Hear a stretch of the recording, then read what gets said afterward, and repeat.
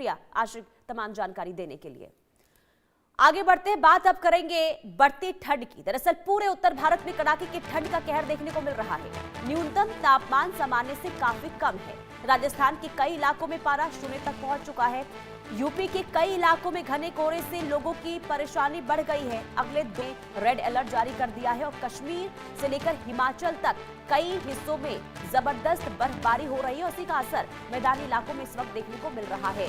तो दिल्ली, एनसीआर समेत पूरे उत्तर भारत में इस वक्त जमा देने वाली ठंड पड़ती हुई नजर आ रही है। ठिठुरन बढ़ गई है और आने वाले दिनों में ये जो ठंड का कहर आप देख रहे हैं वो और भी ज्यादा भीषण हो सकता है, क्योंकि कई ऐसे राज्य हैं जहां पर तापमान शून्य से नीचे शून्य तक पहुंच चुका है, शून्य के करीब पहुंच चुका है।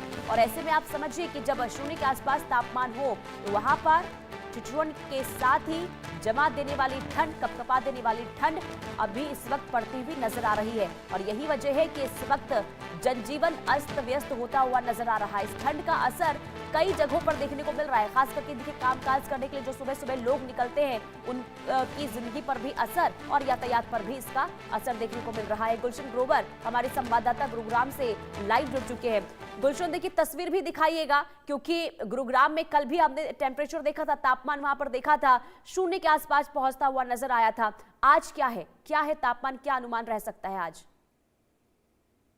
देखिए, फिलहाल गुड़गांव में जो न्यूनतम तापमान इस समय जो दर्ज किया जा रहा है वो 4 डिग्री टेम्परेचर दर्ज किया जा रहा है। यानी बेहद इस समय कड़ाके की ठंड जो है इस समय गुड़गांव में दिख रही है। और कड़ाके की ठंड के साथ साथ आज कोहरा भी नजर आ रहा है। और जो एयर क्वालिटी इंडेक्स है वो 400 क्रॉस जो है वो दर्ज किया जा रहा है। यानी कोहरा भी है, ठंड भी है और प्रदूषण भी है। तीनों का असर आज देखा जा रहा है। मैं तस्वीरें आपसे साझा कर दूं, जो गुड़गांव की इस समय सड़कें हैं वो काफी सुनसान नजर आ रही है, क्योंकि सुबह का समय है।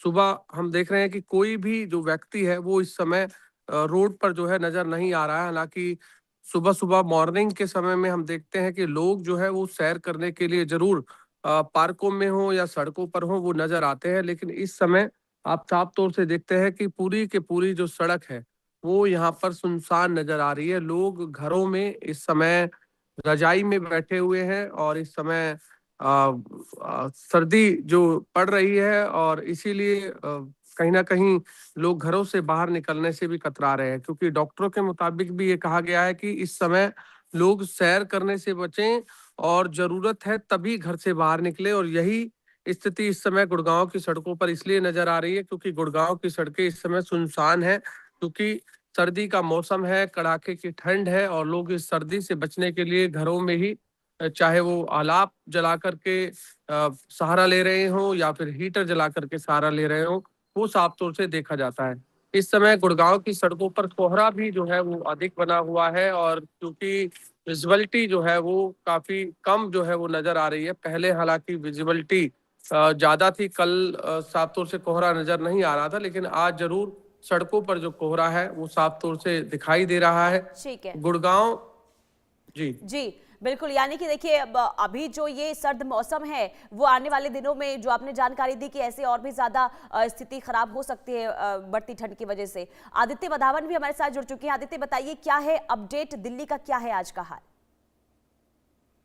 पुनीता, देखिए अगर अब हम दिल्ली की आनंद विहार में इस समय खड़े हैं और बहुत आप देखिए अगर सड़कों पे देखिए तो सुबह सुबह कोई भी व्यक्ति जो है वॉक पे नहीं दिख रहा है।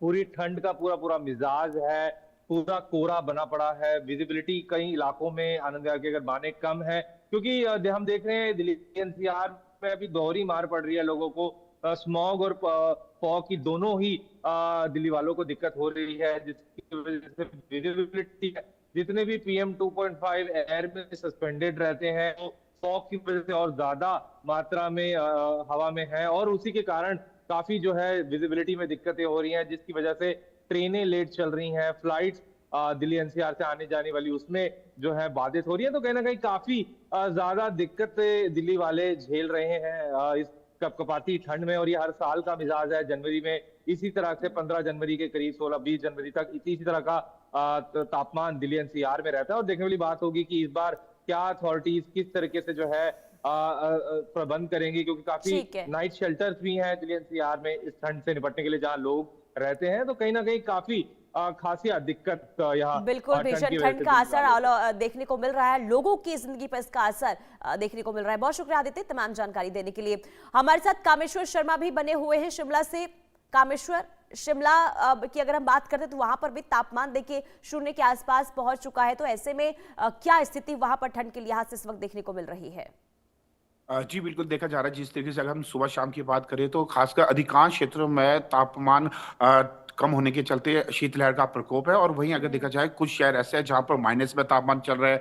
अगर देखा जाए जिस तरीके से जो प्रदेश में आईएमडी के अनुसार जब तक अच्छी बारिश और बर्फबारी नहीं होती तब तक जो कड़ाके की ठंड है ऐसे ही परेशान करती रहेगी। अगर देखा जाए जिस तरीके से अभी तक जो बर्फबारी हुई है वो लाहौल स्पीति के अधिकांश क्षेत्रों में हुई है, जिसमें हम बारालाचा, सरचू या इसके अलावा जिस तरीके से जो श्रृंखला दरा और रोहतांग में अत्यधिक बर्फबारी देखने को मिल रही है, और खासकर इसके अलावा जिस तरीके मंडी के ऊंचाई वाले क्षेत्र जिसमें शिकारी देवी माता मंदिर और कमरूनाग में ऊंचाई वाले क्षेत्र में बर्फबारी हुई। लेकिन सबसे बड़ी समस्या यह भी आ रही है जिस तरीके से जो अधिकांश क्षेत्र में इस समय बारिश और बर्फबारी नहीं हुई, इससे फसलों में अत्यधिक नुकसान देखने को मिला। जिस तरीके से हम देखा भी जाता है बर्फबारी कहीं ना तो कहीं जो सेब के लिए भी एक टॉनिक का कार्य करती है, लेकिन जिस तरीके से बारिश और बर्फबारी ना होने के चलते अत्यधिक नुकसान है। लेकिन अच्छी बात यह है कि जिस तरीके से कल से पश्चिमी विक्षोभ सक्रिय रहेगा, जिसके चलते 16 से 19 जनवरी तक प्रदेश के ऊंचाई वाले क्षेत्र जिसमें लाहौल स्पीति, किन्नौर, चंबा और कांगड़ा के ऊंचाई वाले क्षेत्र में बर्फबारी की संभावना जिताई गई है।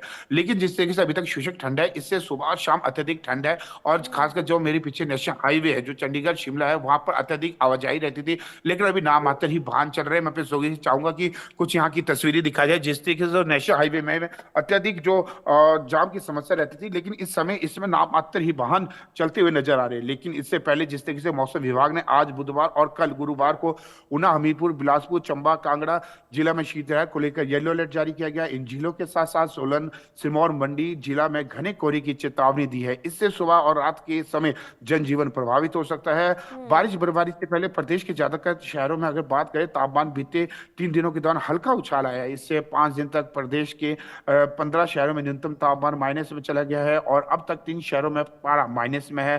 पहाड़ों पर बारिश और बर्फबारी ना होने के चलते ठंड में और अधिक इजाफा हो चुका है। अगर देखा जाए हिमाचल प्रदेश में लंबे समय से चला आ रहा है यह ड्राई स्पेल अब टूट सकता है, क्योंकि प्रदेश में कल यानी कि रात से पश्चिमी विक्षोभ एक्टिव हो जाएगा, जिसका असर यानी कि 16 से 19 जनवरी तक देखने को मिलेगा। इससे अधिक ऊंचे इलाकों में बारिश और बर्फबारी और निचले क्षेत्रों में बारिश की संभावना जताई गई। अगर देखा जाए आईएमडी के अनुसार खासकर 16 से 18 जनवरी के बीच अधिक ऊंचे व मध्य ऊंचाई वाले इलाकों में भी बारिश व बर्फबारी की संभावना है। वहीं 19 नवंबर को मौसम साफ रहने का असर और व्यापक हो सकता है। इस दिन प्रदेश के ज्यादातर हिस्सों में बारिश की भी संभावना जताई गई, जबकि ऊंचे क्षेत्रों में बर्फबारी का पूर्व अनुमान है। प्रदेश वासी अगर देखा जाए लंबे समय से बारिश और बर्फबारी का इंतजार कर रहे हैं, क्योंकि पहले भी नवंबर माह में सामान्य से 96% कम बारिश हुई है, फिर दिसंबर में 99% और जनवरी में 89% कम बादल बरसे। तो कुल मिलाकर जिस तरीके से जो देखा जा रहा है हिमाचल प्रदेश में अभी अगर पर्यटकों की बात करें, जिस तरीके से जिला शिमला के हाटू पीक, नालदेहरा, कुफरी, इसके अलावा कुल्लू, मनाली और साथ ही जो चंबा के डलहौजी, कालाटोप, खजियार है, इन क्षेत्रों में भले ही पर्यटक लगातार पहुंच रहे हैं, पर्यटकों का तांता लगा हुआ है रोजाना। अगर हम देखें तो राजधानी शिमला में भी जो बदलते मौसम ने पर्यटकों को वहां पर लुभाया जरूर है, बर्फबारी कई जगहों पर हो रही है, लेकिन बारिश का इंतजार स्थानीय लोग करते हुए नजर आ रहे हैं। और कहीं ना कहीं जो आपने जानकारी दी कि जो प्रेडिक्शन किया गया है आने वाले दिनों में बारिश हो सकती है, तो कहीं ना कहीं लोगों को राहत वहां पर जरूर मिलेगी।